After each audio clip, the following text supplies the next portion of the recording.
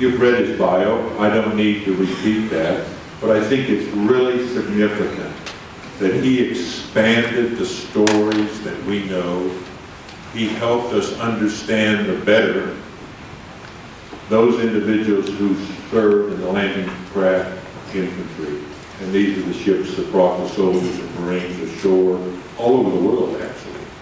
Through Dennis's efforts, he's helped us better understand him. He was very kind. He donated a significant set of archives to this museum here. And Dennis, I think you know that we have had several historians who have come here for one reason, and that is to read the archives that you put together. It's really my great pleasure to welcome our guest speaker today, and that's Dennis Blocker.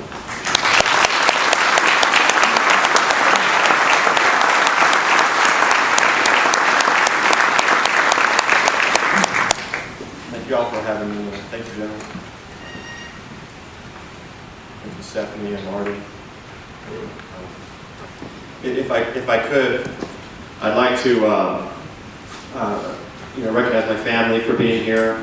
My sister and brother-in-law are somewhere out there. Also, I would like to thank the Bedells, Terry and Jack, if you could raise your hands. Terry and Jack are the sons of Leo Bedell, who, as an ensign on his first combat at Iwo Jima, found himself on a gunboat with 70 sailors, and at Iwo Jima found himself the only officer of 7 still on his feet. And on his first mission, the youngest officer, and performed in such a way and stood up in such a way that after you read the book, The Heart of Hell, you will agree he probably should have got the Medal of Honor. He was given a Silver Star, but we're working on that. Wow. I would like to recognize the Johnson family. Maurice, raise your hand. Maurice is the brother of the only African-American sailor on the gunboat of 70 men in the Pacific. You can imagine the challenges that Raphael might have faced at that time, but because of his character, his strength of character, his tremendous capability as a gunner, which was discovered while at sea, he was promoted above others and given a place of responsibility on the gunboat. And we are here today to honor Raphael Johnson, his brother. And at 3 p.m. today, we're going to unveil a plaque to honor his brother, which I'll invite you to.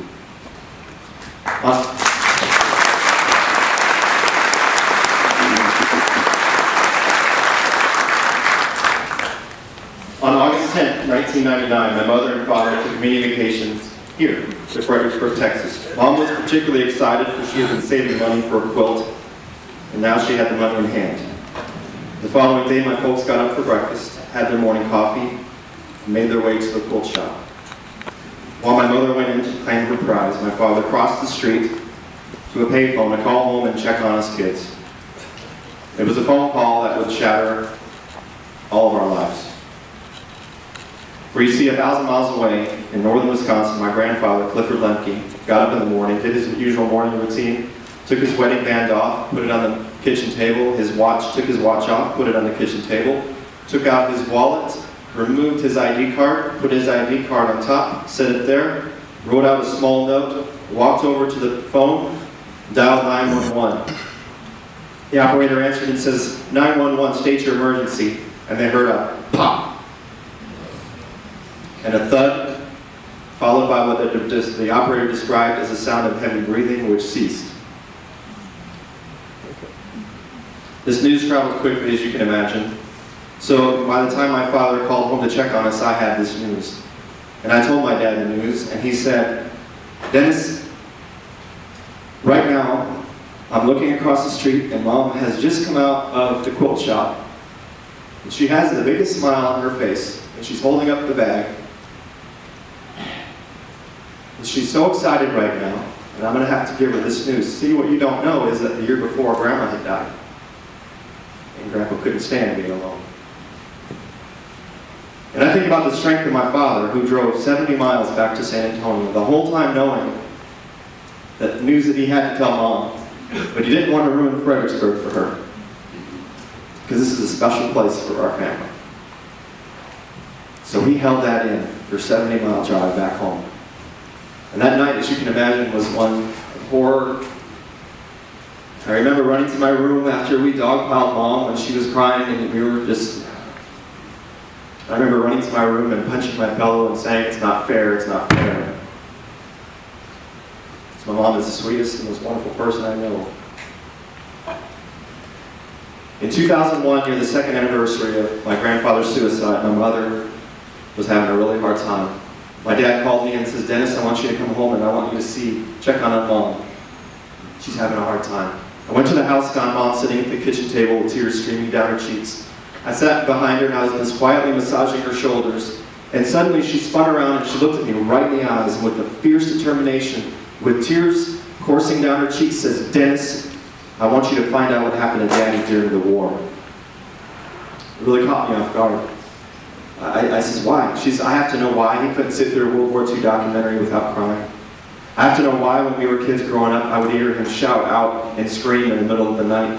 I have to know why he couldn't even sleep in the same room with Grandma." That request started me on what would be a 14-year journey. And I would crisscross the United States, one clue leading to another, one man leading to another man, leading to a woman, leading to another person, all interwoven into my grandfather's story. And then in the end, I ended up interviewing over 300 people. And what I uncovered was this amazing story of my grandfather on a gunboat, this crew of 70 men at Iwo Jima on a recon mission. I knew I had uncovered an amazing story, so I approached Pulitzer Prize-winning author Mitch Weiss, and I asked him if he'd be willing to tell the story with me. And we did.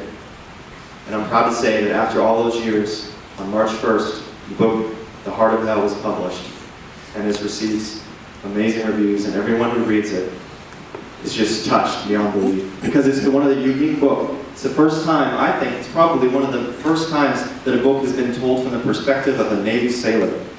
Most of the books on the war in the Pacific are of the Midway and these large naval engagements. But what about the amphibious sailor who's on a gunboat? You get to see day-to-day life, and that's what we got to see about Grandpa, and Terry Bedell, and Raphael Johnson. Because of my mother's request, Memorial Day has taken on a whole new meaning to me. If I could take you right now to the plaque for my grandfather's gunboat, which is near the presidential circle there. If I could take you to the LCI 449 plaque and we could lay a hand on it and be transported through time, what would we see? You would see a gunboat thrice struck by Japanese mortars with her decks aflame. You would see decks strewn with 43 of her 70 crew. You would see sacrifice, courage, and a determination to fulfill a mission, though it would cost many their lives and shred many souls. What if we could also go to the other plaques and do that? Back by the propeller fountain is a plaque for Cecil Tilton Perry, who in August of '43, as a member of the U.S. Navy Air Corps, died in a training accident in Corpus Christi. What if we could reach up and touch his plaque and see his last moments of fear and desperation? Would Memorial Day be a little bit more important to us? Would we ensure the day's importance was ingrained into our children, our grandchildren? On the east wall near section 14 is the plaque for Private First Class Hubert Eugene Bungalow, who served with the 12th Marines, 3rd Marine Division, and was grievously wounded fighting for the liberation of Guam on the 23rd of July, 1944. If we could touch Eugene's plaque, you would see as his buddies carried his shattered body to the first aid station, and then watch as he's transported out to a ship out in the harbor, and then watch as surgeons struggle to fight to save his life. And then we would watch as he was buried at sea. What if we could do this for every plaque? What an impact it would have. But, technology right now doesn't exist, so it's up to us to research, to dig in, discover, preserve, and tell these stories, pass them on, so that we will know what these men and women did for us. Memorial Day is for us civilians. The veterans, they have their nightmares to remind them of the fallen. Every day of their life, they have their torn and aching bodies to remind them of freedom's price. Memorial Day is the civilian's day. We have a day, a single day, to to pay tribute to those who've fallen? Is it too much to ask of us? Is it too much to ask of civilians to take a few minutes of our day, visit local cemetery, perhaps place some flowers on the grave of a veteran, stand in silence, and say thank you? Is it too much to ask us to bend down, pull the weeds away from the headstone, wipe off the grime, and bring to life again the names of those who served? Of course, such sentiments are falling on the ears of those who care for your ear, paying your respects. But where are your children? Where are your grandchildren? Are they taking the time today to pay homage? This is our mission. This is what we need to resolve today. That we will instill in our loved ones this duty, this respect to the fallen. Should we celebrate the day with the barbecue? A hearty yes. Should we gather with family and friends, feast on some great food, and enjoy each other's company? A resounding yes. Indeed, by all means, listen to the laughter of the children playing. Listen to the shouts of joy as friends enjoy cherished company. It is, after all, what they fought for. The men of Guadalcanal would highly approve of your feasting. The men of Korea's chosen reservoir would wish it. The ghosts of Pershing's men would peek into your backyard with smiles on their faces and say, this is the fruit of our sacrifice. Our citizens live in freedom. But then would they say, do they remember us? So I ask this Memorial Day, let's make it our mission to ensure our families remember the men of Gettysburg. Remember the men and women of Bunker Hill and of the Alamo. And what of the brave Tuskegee Airmen? Will we remember them? What of the men of the Indianapolis and the Code Talkers? What of the fallen of Vietnam, Grenada, Desert Storm, Panama, Iraq, Afghanistan? Will we remember? Will our families remember? By God, yes, we will. Today, with our families, as we leave today, let's raise a toast to the fallen. Let's display a flag for those who gave all. Have a moment of silence for those unable to speak. And let us highly resolve that we shall never forget. Thank you.